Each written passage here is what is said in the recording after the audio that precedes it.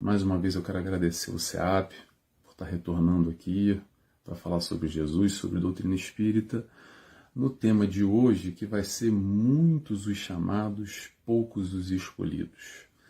E antes da gente iniciar, eu convido a todos, quem quiser, claro, a fazer oração junto comigo, fechando os olhos, agradecendo a Deus Pai primeiramente, a Jesus, nosso mestre e guia, nosso amigo, a toda a espiritualidade que nos dá todo o suporte para esse trabalho, para esse estudo, que possamos aqui vibrar reunidos na palavra do Cristo, buscando compreender um pouco mais dos seus ensinamentos.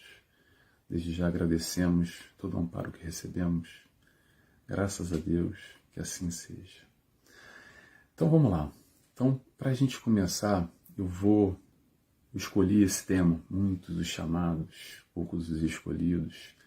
E é um tema interessante que dá para a gente fazer a diversas interpretações, a diversas leituras sobre esse trecho do Novo Testamento, e está lá também no Evangelho segundo o Espiritismo. E eu vou analisar e vou trazer alguns aspectos aqui para quem quiser buscar na íntegra. Está lá no capítulo 18 do Evangelho segundo o Espiritismo, que é uma frase retirada do final da parábola do festim, ou a parábola das bodas, e está lá também no Novo Testamento, capítulo 22 de Mateus. Okay? E essa parábola, é interessante que é uma daquelas parábolas que, se a gente não se aprofundar, se a gente ficar só ali na superfície, só na questão histórica, é mais ou menos como assistir ali uma história, um filme, ou então uma série da Netflix, um capítulo de novela. O desafio, que eu acredito, é a gente buscar nas parábolas exatamente entender, compreender qual é a verdadeira lição que Jesus está querendo nos passar, nos ensinar.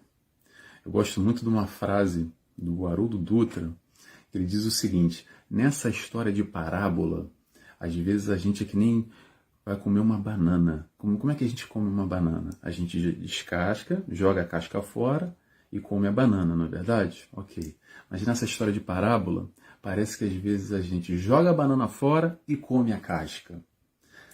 Então eu acho que é um desafio para nós, através das parábolas do Cristo, buscar compreender verdadeiramente o que ele quis dizer, o que nos toca, qual é a verdadeira lição, qual o verdadeiro ensinamento que a gente pode extrair dali para a nossa vida.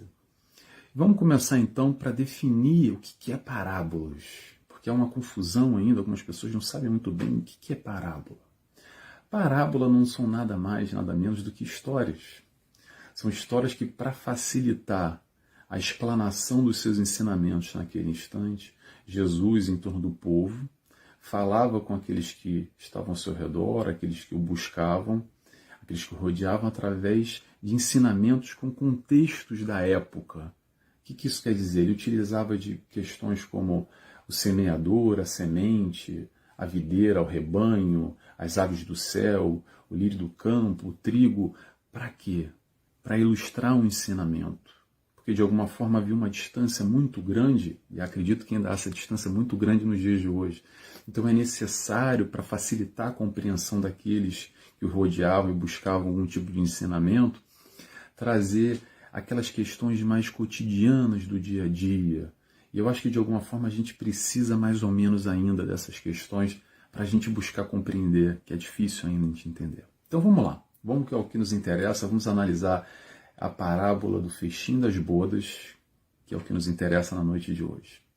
Eu não vou ler, tá? Eu vou só trazer mais ou menos a essência da parábola para a gente buscar a compreensão aqui. Como é que se inicia essa história? Há um rei que vai fazer uma festa de bodas para o seu filho. Então ele manda os seus empregados, os seus servos, a chamarem os convidados. E os convidados não querem ir, negam, dão pouca importância. Muito bem, então o rei manda então novos servos, aumentando o estímulo para aqueles convidados, para ver se os convidados iam.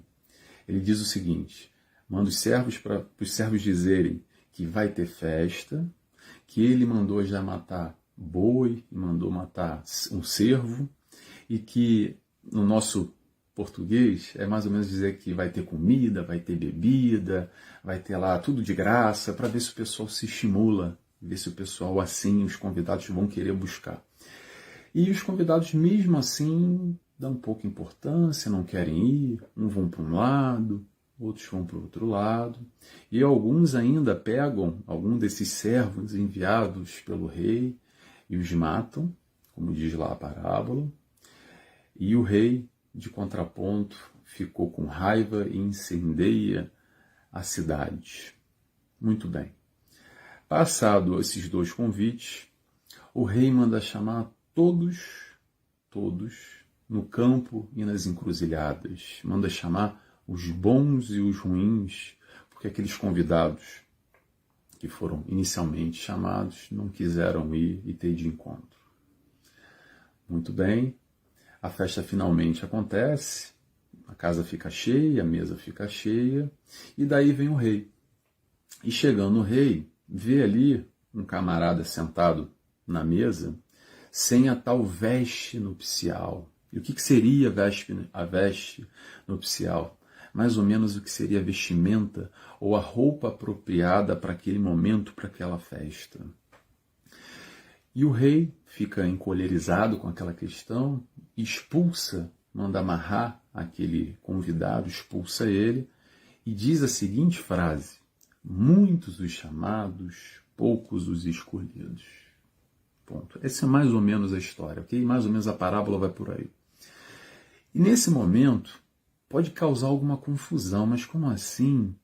Teve festa, não teve festa? Então mataram os servos e depois o rei mandou incendiar a cidade, e o rei convidou todo mundo e tinha alguém sentado ali que o rei expulsou porque não estava vestido apropriadamente.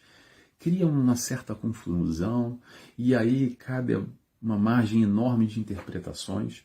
Eu vou passar aqui rapidamente sobre a interpretação histórica, mais literal, no sentido da época, para a gente tentar buscar compreender um pouco, depois eu vou trazer um pouco para nós, ok? Vou só pontuar aqui alguns pontos.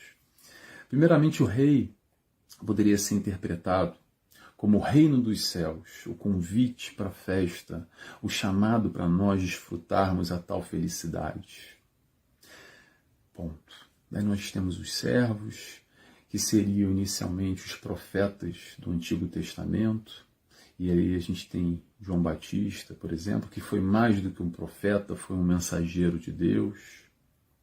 Temos também o Misha, que em hebraico Misha, que é o acima do servo, que seria Jesus, nessa interpretação também, que a gente pode avaliar dessa maneira.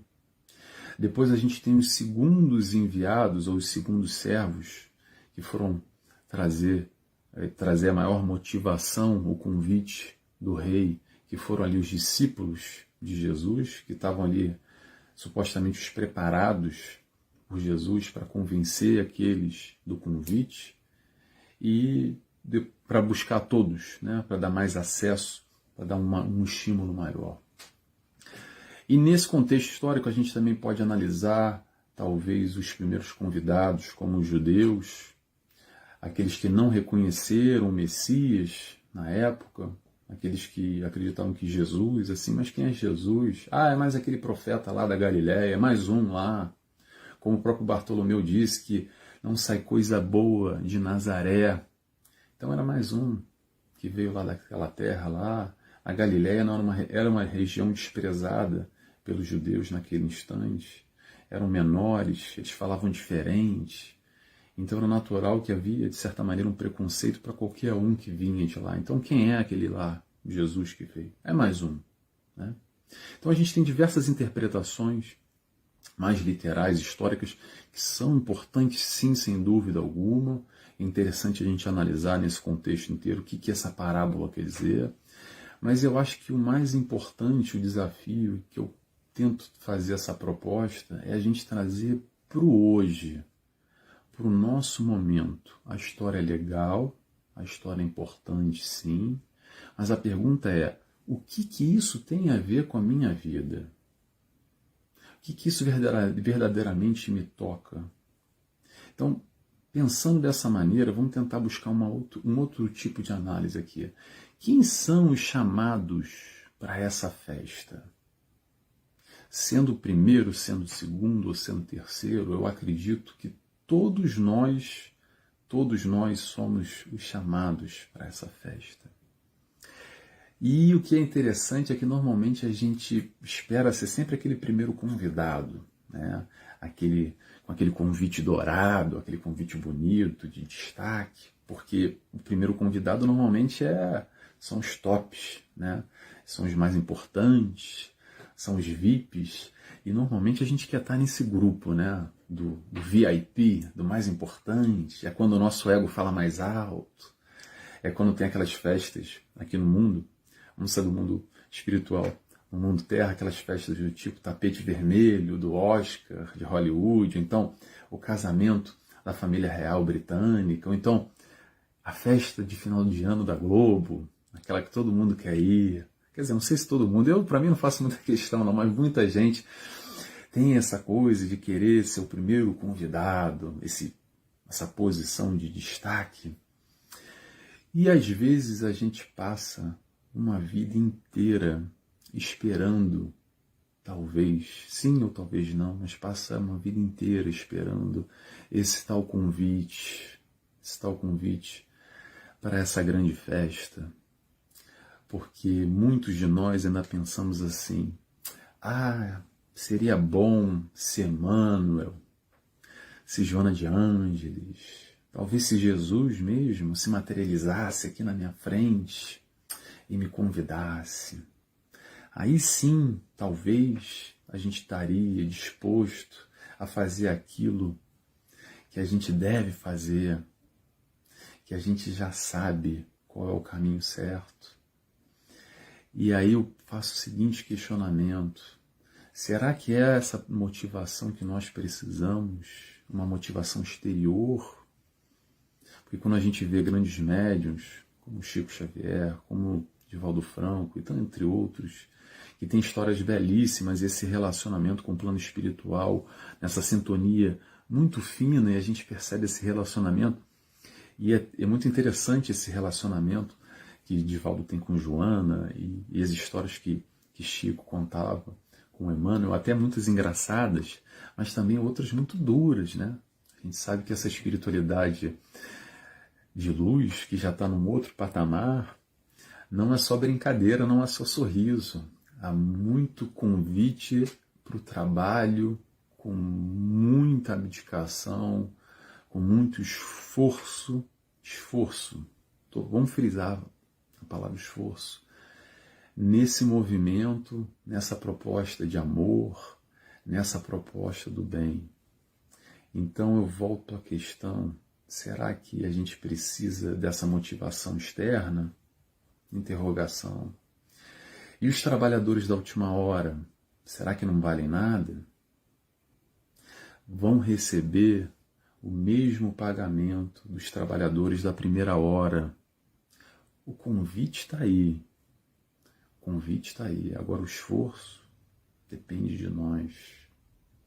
Eu gosto também da interpretação quando a gente coloca a doutrina espírita como motivação. Porque nessa parábola, a gente pode analisar aquela questão da primeira recusa, quando o rei aumenta a motivação, aumenta o atrativo, dizendo que tem comida, que matou o boi, o cervo, e mesmo assim ninguém liga. Ninguém liga, eu te pergunto hoje, nessa questão do mundo material e do mundo espiritual, quantos de nós, agora eu não tenho tempo, domingo, 8 da noite, tem mais o que fazer, tem outras prioridades, e aí um vai para um lado, o outro vai para o outro. Claro que é importante o aspecto material, não é para nós menosprezarmos o aspecto material, mas a questão é o quanto de atenção nós damos ao aspecto espiritual na nossa vida, porque a matéria vai acabar aqui já já. Desculpa dar essa notícia para vocês, para quem não sabe, já já a gente está indo embora. E todo esse aspecto material que hoje a gente valoriza, e que é importante valorizarmos, senão não estaríamos encarnados aqui, atenção, mas tudo isso já está indo.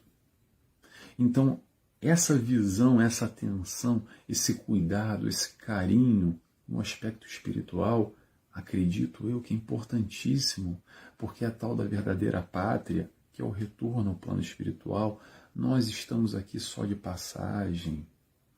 É sempre bom a gente lembrar, porque às vezes a gente esquece. Então, voltando a essa analogia, trazendo essa analogia de que o primeiro convite para nós aqui, nesse instante, talvez seja os ensinamentos de Jesus, aquilo que ele nos trouxe, que ele nos convidou no passado e continuou nos convidando. E talvez esse segundo convite a gente pode interpretar como a doutrina espírita, por que não? Aumentando essa motivação, nos mostrando que, olha, vai ser bom, vai ser muito bom. Então a gente pega aquilo que Jesus te trouxe, que é: o meu reino não é desse mundo, a felicidade não é desse mundo, o reino dos céus, trouxe o Pai, amor, naquele momento, aquele diferencial, e depois vem a doutrina espírita para mostrar todo esse desdobramento do plano espiritual, todo esse entendimento do encarnar, desencarnar, reencarnação, quais são os propósitos de vida, como é que funciona lá. Temos aí o nosso lar em livro, em filme, agora tem o filme número 2 que vai ser lançado novamente, que faz a gente compreender mais a fundo esse plano espiritual, o plano material, o que a gente está fazendo aqui, para onde a gente vai, como é que vai ser lá, todas as psicografias, todas as mensagens, mostrando esse intercâmbio, como é que funciona, como é que não funciona. Então talvez seja aí a doutrina espírita essa grande motivação, esse grande diferencial para nós no nosso dia a dia. E ainda assim, o que normalmente a gente faz? Normalmente a gente coloca as questões materiais como maior importância do que as questões espirituais. E aí eu quero trazer o seguinte raciocínio: não é 8 e 80, não precisa só ser material e só ser espiritual. Não adianta também ficar fincado, guardado só em livro e esquecer da matéria, porque se fosse assim a gente não estaria aqui encarnado. O aspecto material, tudo que a gente vislumbra, todos os nossos planos na nossa vida, de melhorar a nossa estrutura, a nossa qualidade de vida, de ter uma casa, de ter um carro, de ter saúde, de ter um filho, de ter uma escola, de fazer uma formação, tudo isso é importante, não vamos diminuir a importância disso. Ok, mas e a questão espiritual? O quanto a gente dá atenção? O quanto está lá no nosso planejamento? O quanto a gente para alguns minutinhos por dia, por semana, para olhar o nosso eu, comparando os ensinamentos do Cristo, já que nós aqui, acredito, somos todos cristãos e reconhecemos o Cristo como mestre e guia. Então, se ele é o mestre e guia, a gente tem ali uma base para seguir, para ter um exemplo. E a partir daí, o que a gente faz com a nossa vida? E aí eu volto àquela questão de novo que eu trouxe ainda há pouco. Qual é o atrativo necessário? Qual é a motivação necessária? A gente já sabe o caminho, não sabe? Eu não sei quem é que disse isso, eu sempre esqueço. Se alguém souber, depois me diga, por favor, ou pode escrever, no final eu leio. Que basta 5 minutos de evangelho para a gente estar comprometido. Sabe aquela história de Jesus? Mais ou menos, a gente não conhece muito bem Jesus, mas sabe, já ouviu falar? Conhece um pouco? Então, já era, já está comprometido. A gente já tem uma referência, já tem uma base. E aí que vem o livre-arbítrio. O que a gente vai fazer com isso? Não dá mais para fingir que não sabia. A partir do momento que nós entramos em contato com a proposta de Jesus, nós temos a tal responsabilidade. A gente assume se a gente quiser. Se não quiser, também não tem problema. Não vamos se sentir culpados e se martirizar e ficar com chicote batendo. Mas a proposta, o convite é exatamente de amor para a gente buscar essa compreensão e buscar o quê? Buscar a felicidade que Jesus apresenta. Não é felicidade lá só no plano espiritual. Sim, também, mas a felicidade aqui. Claro que Jesus trazia essa felicidade além da matéria, sem dúvida nenhuma, porque tudo que a matéria tem e nos proporciona é muita, muita, muita facilidade, mas pouca felicidade real nesse aspecto. A felicidade não é desse mundo que Jesus trouxe. Por isso que é uma confusão de facilidade e felicidade, mas é claro que é possível sim nós sermos felizes dentro da nossa estrutura, dentro dessa encarnação. A vida aqui também não é só sofrimento, não é para a gente ficar achando que estamos aqui para sofrer, para pagar os pecados e que vamos para o céu e tudo vai melhorar. Vamos entender esse relacionamento, essa visão felicidade no aspecto espiritual e no aspecto material. Mas vamos voltar à reflexão aqui, que o tempo já corre. Então, quem recebeu os convites? Essa história de receber o convite, normalmente tem aquela coisa dos escolhidos, né, que receberam o convite, do povo eleito, o povo especial. E eu digo para vocês, sabe quem recebeu o convite? Todos nós, porque somos todos filhos do Pai. Somos todos nós que fomos convidados, cada um no seu momento. Cada um no seu momento, mas ninguém é esquecido. Nessa leitura não há eleitos, convidados especiais, mas aqueles que se elegem, porque todos são chamados. Muitos os chamados, poucos os escolhidos. E por que poucos os escolhidos? Aí vamos trazer aquela história da veste nupcial. Porque é o seguinte, não adianta nessa questão superficial, que nós temos muito ainda, tá? Se dizer o seguinte, não, porque eu sou cristão, ou porque eu sou espírita, ou eu sou católico, ou eu sou protestante, vestindo uma camisa, né, do time de futebol, e aí pronto, tá tudo resolvido.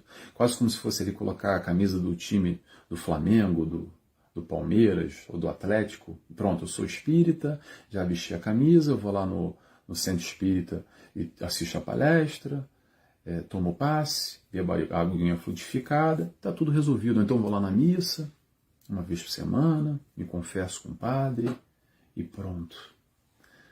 Será que isso é o suficiente? Será que isso é o suficiente? Eu acredito que vai muito mais além do que essa questão exterior, a questão da vivência verdadeira. Porque não é só entender e na listinha ali, check, está resolvido, pronto, está despachado. Olha, já fiz, já cumpri a questão espiritual. Fui lá no centro uma vez por semana, assisti a palestra lá do SEAP, está resolvido. Agora está lá a minha vaguinha lá, o meu cantinho lá no nosso lar, que lá eu tô armado, eu tô bem. Vai muito mais além. E aí vem um desafio para a gente buscar compreender. Tem uma outra, vamos avançando aqui só para não me perder no horário. Tem uma outra leitura que eu gosto muito sobre essa questão da veste, que é o seguinte também. Para nós sentarmos na mesa com tal rei e desfrutar dessa festa, a gente tem que se despir dessa veste mundana para colocar a veste nupcial. E o que seria essa veste mundana? O que seria essas vestes do mundo? É essa veste que a gente ainda acredita que somos nós ou que nós se enxergamos. Vou dar um exemplo aqui para facilitar. O Antônio, o que é o Antônio? O Antônio é o dentista. A Ana é veterinária. O João é o médico. O Nelson é o psicólogo. Ok. Agora, hoje, nesse momento, nessa matéria, e quando a gente morrer? Quem nós somos? Interrogação. Eu respondo para vocês, do Nelson no caso, posso responder por mim. Não vai ser nem mais Nelson e nem psicólogo. Eu sou espírito. Hoje Nelson, amanhã Maria, depois Antônio. Hoje eu sou psicólogo, amanhã vou ser médico, depois veterinário e depois dentista. A gente, e aí digo nós, espíritas, a gente vive ainda muito plano espiritual em conceito E a gente tenta dar ali uma adaptada às regras dos valores mundanos da Terra com os valores espirituais, às vezes. A gente tenta dar uma equivalência, porque o famoso, o rico, o top, esse sim, esse já está evoluído. Ainda há muitos valores de status, de fama, porque o fulano é isso, ele é X, ele é Y. E mesmo nós sabendo, e sabemos sim que isso é passageiro, que isso é momentâneo. Então a pergunta que eu faço é, qual é então a tal veste que nós devemos colocar? Qual é a verdadeira veste para nós entrarmos nessa festa, nesse banquete do rei? Sabe qual é? Eu vou dizer para vocês. É a veste do amor. É a veste que vai estar desprovida de qualquer título, qualquer nome, qualquer questão material que aqui ficam. Daqui a gente não leva nada. Vocês conhecem essa frase? Todo mundo conhece essa frase. Daqui a gente leva só o que tem no nosso coração. Nem o coração a gente leva, só o que está lá no nosso coração. Então, para finalizar, porque a gente já está aqui estourando um pouco o nosso horário, são ali os 30 minutinhos, para não ficar muito longo, dá para a gente ficar analisando aqui bastante. Eu dei uma pincelada, tá, pessoal? Uma pincelada e tentei trazer a questão histórica e principalmente no nosso questionamento tentando se enxergar nessa parábola, como todas as parábolas. Todas têm de alguma forma algo que nos toca. E se não toca, é bom a gente analisar com carinho, que a gente vai encontrar lá. Mas para finalizar, eu quero trazer a seguinte questão para a gente pensar aqui. Será que a gente reconhece o convite que Jesus faz para todos nós? Interrogação. O convite do amor, o convite para ser feliz, repito, não só a felicidade no plano espiritual, mas a felicidade real e possível hoje, nesse momento, nessa encarnação. É possível ser mais leve, ter menos fardos, ser mais tranquilo. Sim, é possível. Eu volto àquela pergunta que eu fiz no início. Qual é o que a gente precisa como motivação? Será que é interna? Será que é externa? Vamos fazer esse questionamento. A proposta está aí, o convite está aí. Será que nós não somos já sementes prontas para vingar? Interrogação. Porque para ser chamado ou para ser escolhido, nessa parábola de muitos os chamados, poucos os escolhidos, não depende de fora, não depende de Deus, não depende mais de Jesus, do nosso mentor, do anjo da guarda, não depende de ninguém. Sabe de quem depende? Depende de nós. O chamado foi feito. Será que a gente se elege? Interrogação. Só depende de nós. E para fechar, antes da gente fazer a nossa oração, tem uma frase muito rápida que eu adoro de Joana de Ângeles, que ela diz o seguinte: a gente só não se ilumina por quê? Por que será? Porque a gente não quer. A gente tem todas as ferramentas. Aí não é Joana de Ângeles, sou eu falando, tá? A gente tem todas as ferramentas para fazer o que tem de ser feito e a gente já sabe. Então vamos trazer o questionamento. O que a gente precisa para dar o passo à frente, o passo adiante? Muito bem, chegamos ao nosso horário. Eu vou agora terminar fazendo a nossa oração.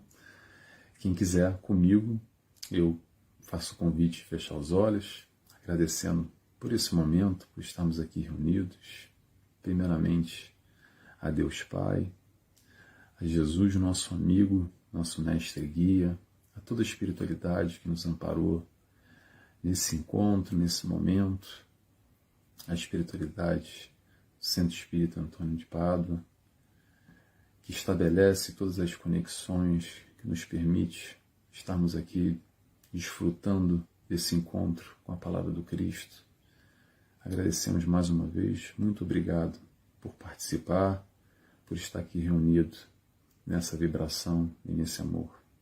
Que assim seja, graças a Deus. Obrigado a todos. Espero que vocês tenham gostado e até a próxima, tá bom? Tchau, tchau, pessoal. Um abraço a todos. Tchau, tchau.